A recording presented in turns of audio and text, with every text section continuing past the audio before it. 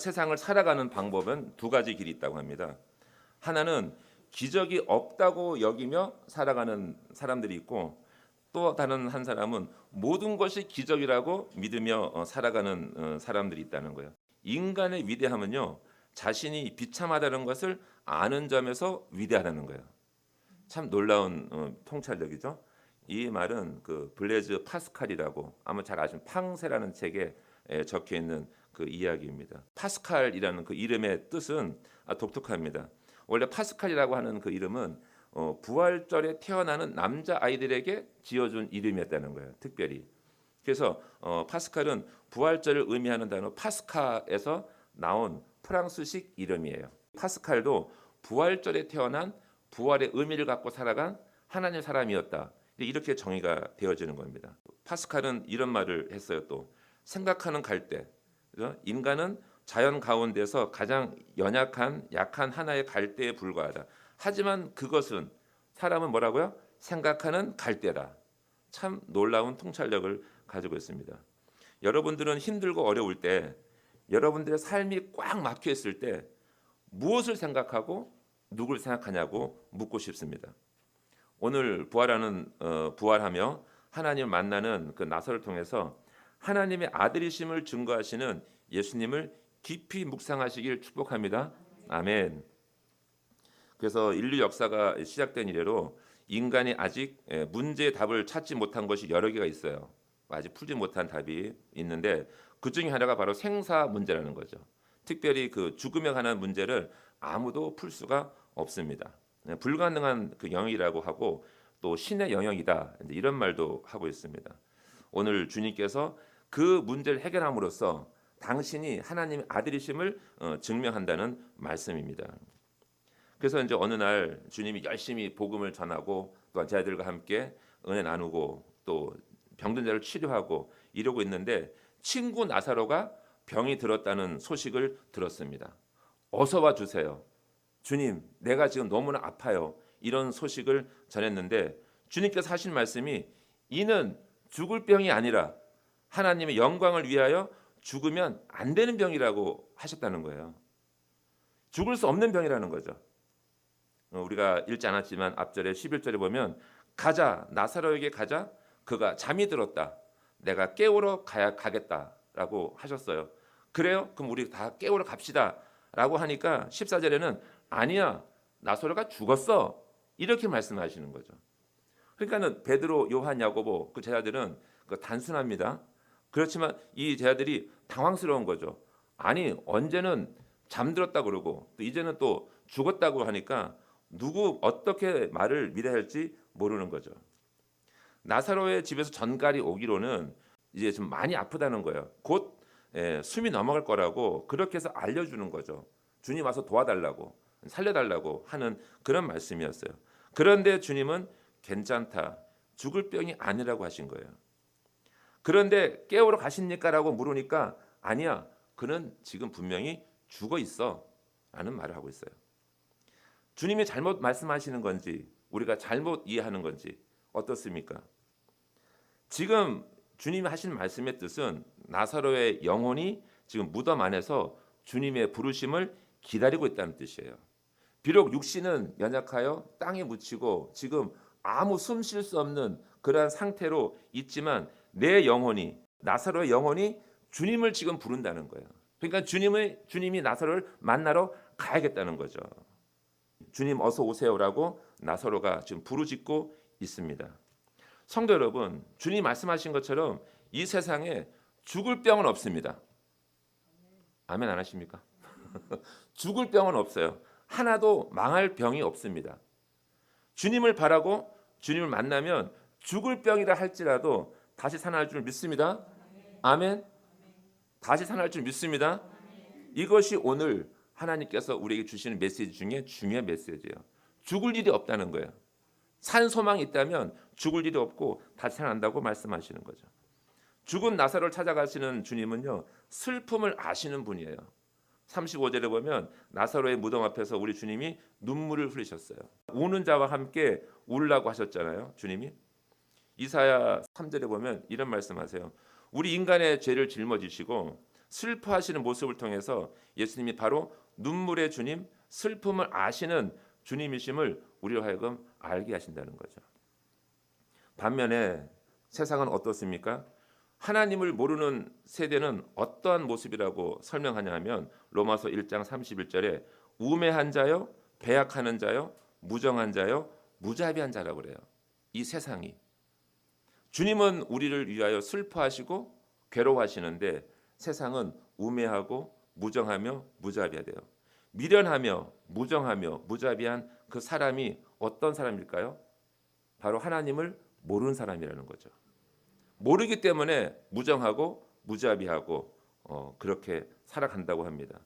남의 슬픔과 고통을 보고도 슬퍼하지 않는 세대, 마음에 찔림도 없는 세대를 그러한 시간 속을 우리는 지금 같이 살아가고 있다는 거예요.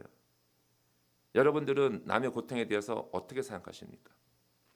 저는 살아오면서 남의 고통, 저는 원래 내 고통이 워낙 많다고 생각했기 때문에 남의 고통은 뭐 손톱에 낀 뭐 이런 정도로 생각할 때가 많았다는 거죠. 그런데 주님을 만나고 나서 하나님의 은혜가 더 크다는 것을 알면서부터 이 고통은 아무것도 아니었구나. 하지만 내가 그걸 괴로워했던 것을 주님 몰랐기 때문에 내가 괴롭고 내가 슬프고 나만 가장 불쌍한 인간이라고 생각했다는 거죠. 그래서 주님을 알고 나서부터 눈을 들어 돌아보니까 많은 사람들이 슬퍼한다는 거예요. 자기 일로 슬퍼한다는 거죠. 남의 일로 슬퍼하는 것이 아니라. 오늘 주님은요, 사랑하는 형제, 사랑하는 동생과 같은 나사로를 만났지만 자신이 아픈 것처럼 슬퍼하신다는 거죠. 저 여러분이 나사로를 통해서 그 함께 슬퍼하는 사람이 될 줄로 믿습니다. 지난주 그 눈이 많이 오던 날이었어요. 새벽에 김성자 집사님 그 사랑하는 애견 그 공주가 갑자기 떠났습니다. 새벽 기도를 안 나오셨어요. 늘 오시던 분이.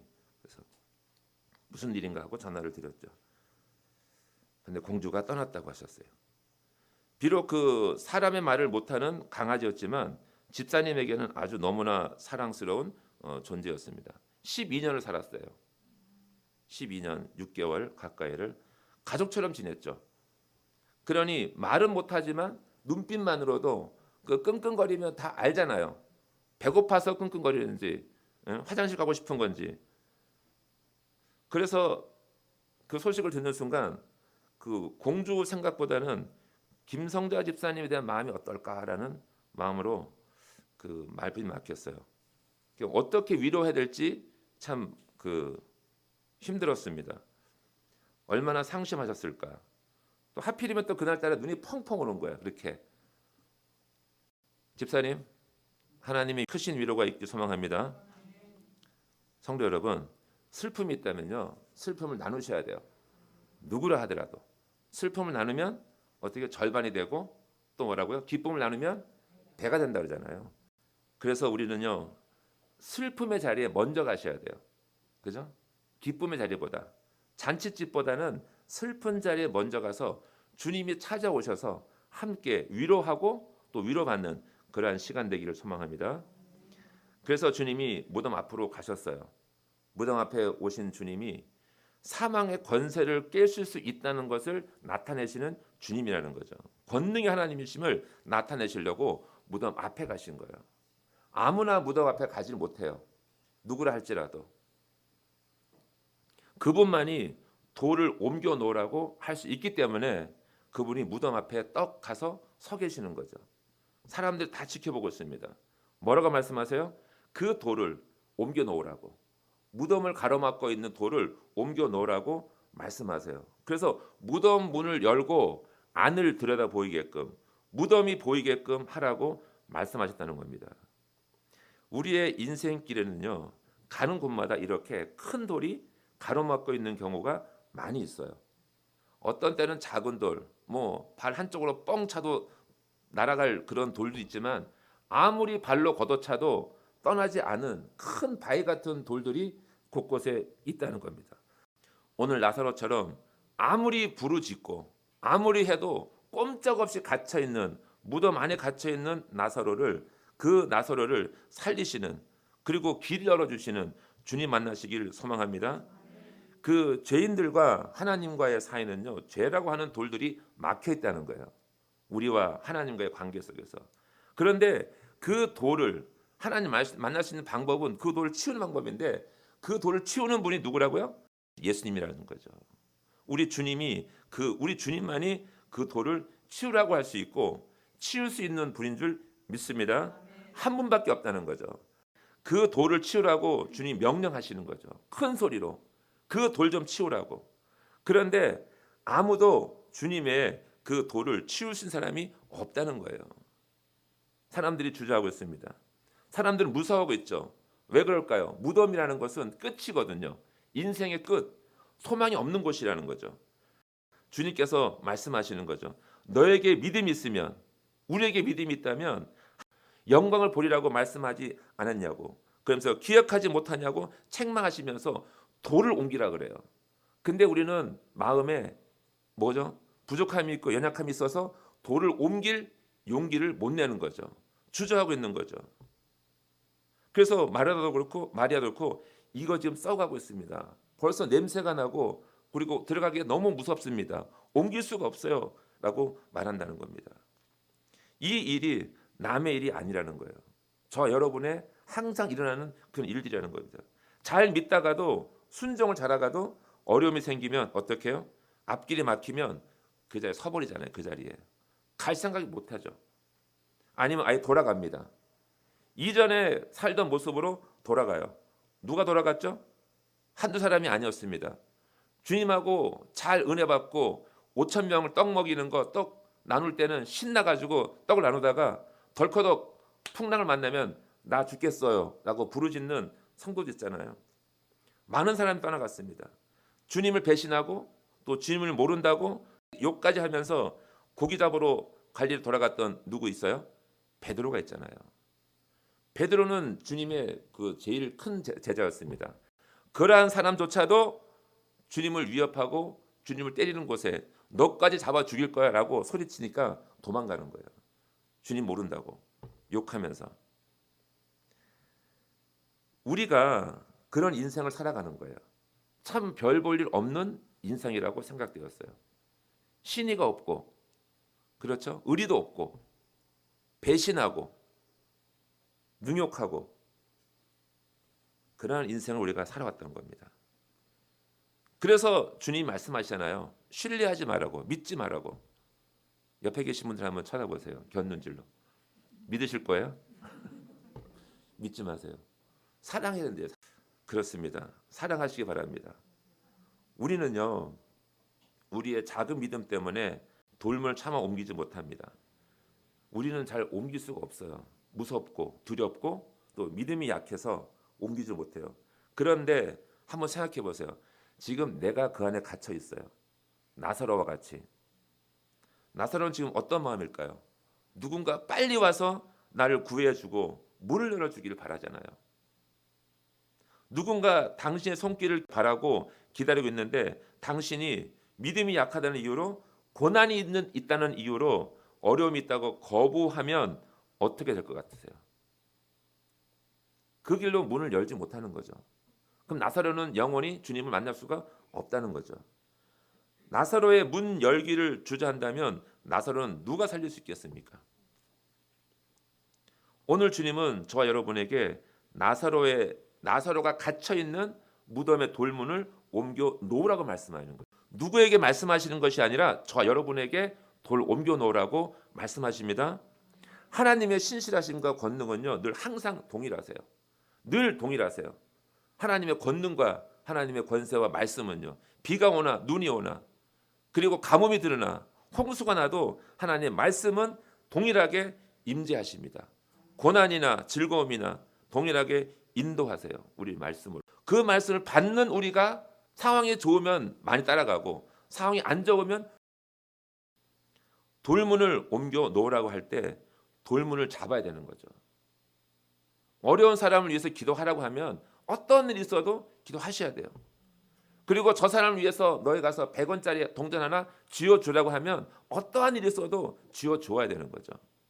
그러한 것이 순종이고 믿음이라는 거죠. 지금 오늘 말씀처럼 돌문을 옮겨 놓아라.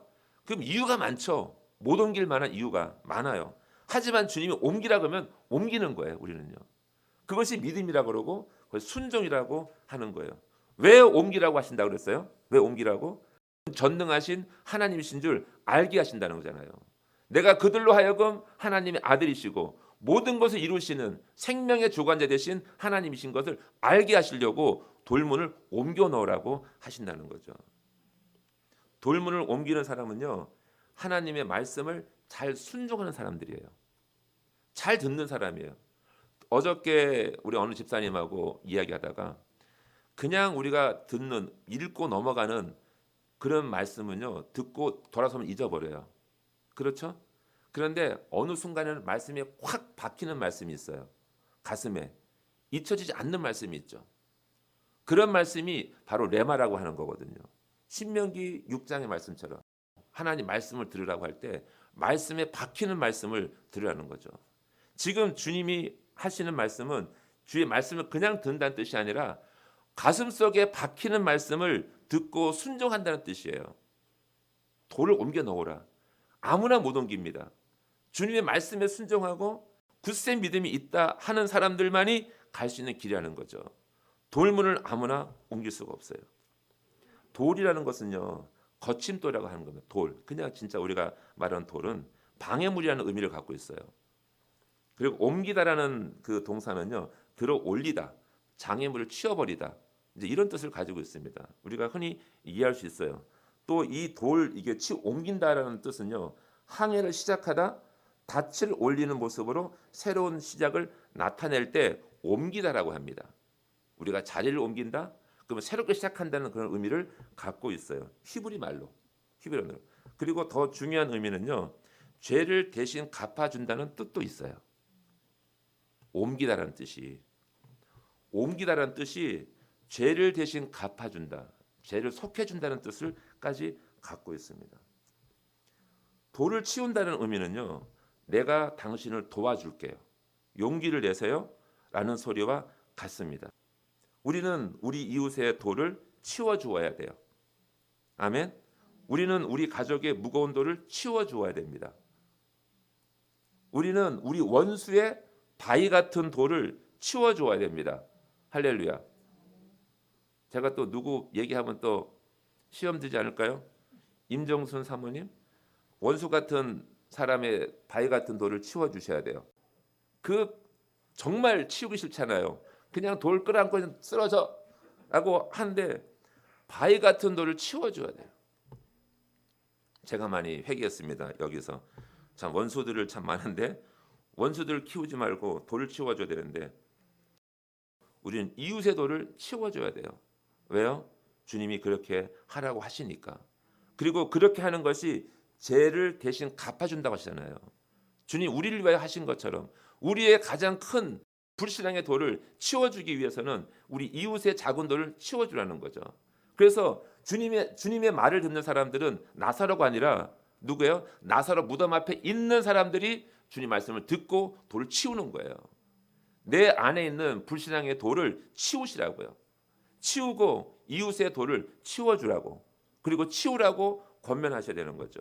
그렇게 돌을 치울 때 주님께서 우리와 함께 하신 줄 믿습니다. 그럴 때 나사로야 나오너라고 부르신다는 거예요. 41절 42절에 뭐라고 말씀하세요? 돌을 옮겨 넣으니, 누가요? 저와 여러분이. 나사로의 무덤에 있는 돌을 옮겨 넣으니 주님 말씀하십니다. 예수께서 눈을 들어 우러러보시고 이르시되 아버지여 내 말을 들으신 것을 감사하나이다. 주님께서 기도하셨어요. 하나님 앞에 이 돌을 치울 수 있도록 해달라고. 그런데 주님께서 말씀을 들으시고 일꾼들을 통해서 나사로의 돌문을 치우겠다는 거죠. 항상 내 말을 들으시는 줄을 내가 알았나이다. 할렐루야. 하나님께서 우리의 기도를 들으십니까? 안 들으십니까? 들으신다고 적혀 있잖아요. 지금 내가 알았대잖아요. 주님이 항상 하나님이 우리의 기도를 들으신 줄 믿습니다.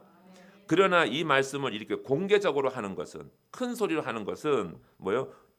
지금 둘러서 무리를 위함이니 곧 아버지께서 나를 보내신 것을 그들로 하여금 믿게 하려 함이니이다.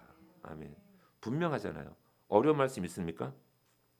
돌문을 옮겨 놓은 것을 보시고 하나님께, 우리 주님께서 하나님께 감사기도 올린 거죠. 내 기도를 들으신 것을 감사합니다. 주님, 저들이 힘겹게 돌 옮겼습니다. 그러니 은혜를 주셔서 그 안에 있는, 그 무덤 안에 있는 나사로를 살려주세요. 나오게 하세요. 라고 기도했다는 겁니다. 성도 여러분, 돌문을 옮겨 놓는 것은요, 믿음이에요. 믿음이라고요. 돌문을 가로막고 있는 것은 불신앙입니다.